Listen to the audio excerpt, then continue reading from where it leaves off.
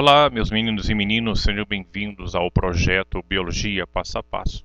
É um projeto que se destina a auxiliar os estudantes na parte de estudos de assuntos específicos dessa ampla área de ciência da parte da biologia, com as revisões que são programadas para vocês, apresentando as aulas em fascículos, de modo a ampliar a vocês o domínio, né, em cada matéria que vocês estão um pouco mais fracos em matéria de desenvolvimento.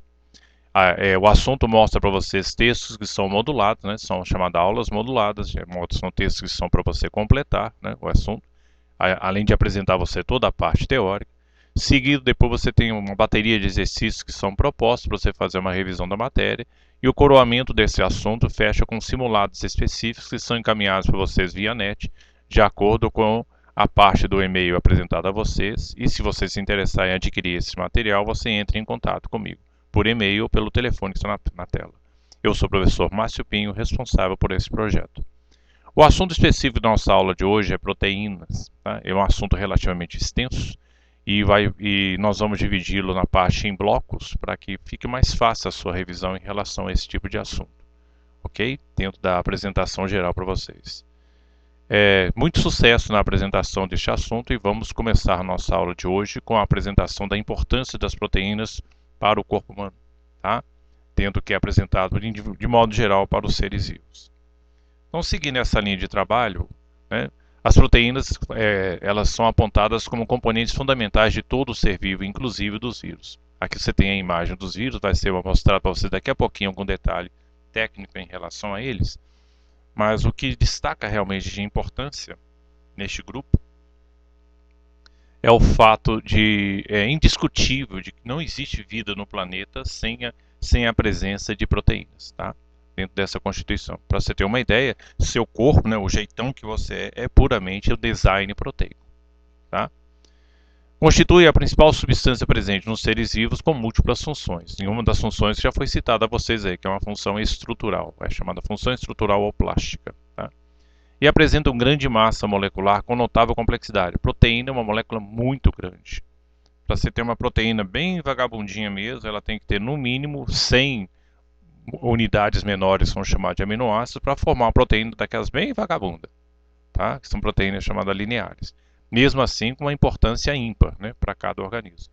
Mas você repara que só de você depois, mais tarde, ver o que é um aminoácido, para lembrar aí na frente nós vamos falar, você vai se deparar com uma molécula realmente que ela é assustadora em matéria de tamanho. Por isso que ela é um exemplo de macromolécula. O que você está vendo aqui é a presença da formação da organização de um vírus.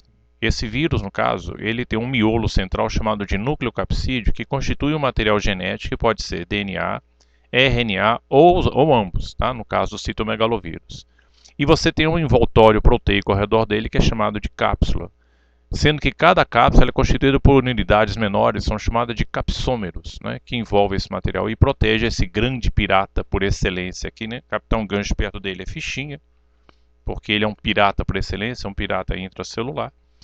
E aqui você tem então uma unidade mais agressiva do vírus, né, a sua virulência é bem mais expressiva, que é chamado de vírion. Porque ele rouba a parte da membrana da célula hospedeira. Isso aqui não é dele, ó.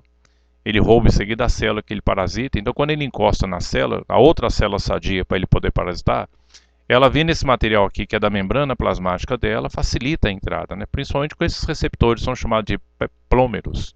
Olha que nome desgramado, moço, peplômeros. Se um vestibular cobrar isso, você tem que matar a família toda do cara que cobra isso na prova. Não sei que a pessoa é doido. Na realidade, eu nunca vi isso aqui, sabe? Mas se tiver, moço, é muita covardia, né? Para endoidar qualquer aluno. Isso fica como curiosidade para vocês.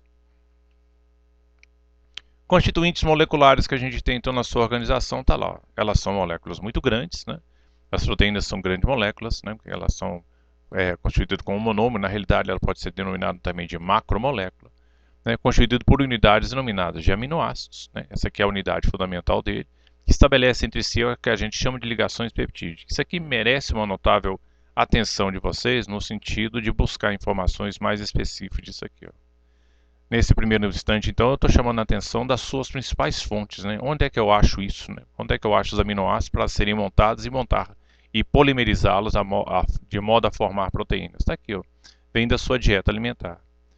Eu tenho que um assunto aqui das minhas principais fontes, né, das moléculas de grande tamanho, são os polissacarídeos, vêm via alimentar. E eles têm que sofrer digestões formando unidades menores, são chamadas de monossacarídeos, que constituem os exemplos, né, de vulgares de açúcares, né, diversos tipos de açúcares que são encontrados aí. Dentre eles, o destaque para a glicose, né, que é o açúcar cuticute da célula do coração. As outras fontes alimentares, você tem gorduras, lipídios, e encontrado nas membranas celulares em grande quantidade, somente um lipídio composto chamado fosfolípide, né, forma os chamados ácidos graxos. Né? A composição dele é ácidos graxos e glicerol, que é um composto alcoólico. As proteínas têm como elemento de unidade de formação dele os aminoácidos. Tá? E os nucleotídeos, representados aqui, tem a grande molécula que são chamadas ácidos nucleicos, e pode ser DNA ou RNA, tá? Essa constituição.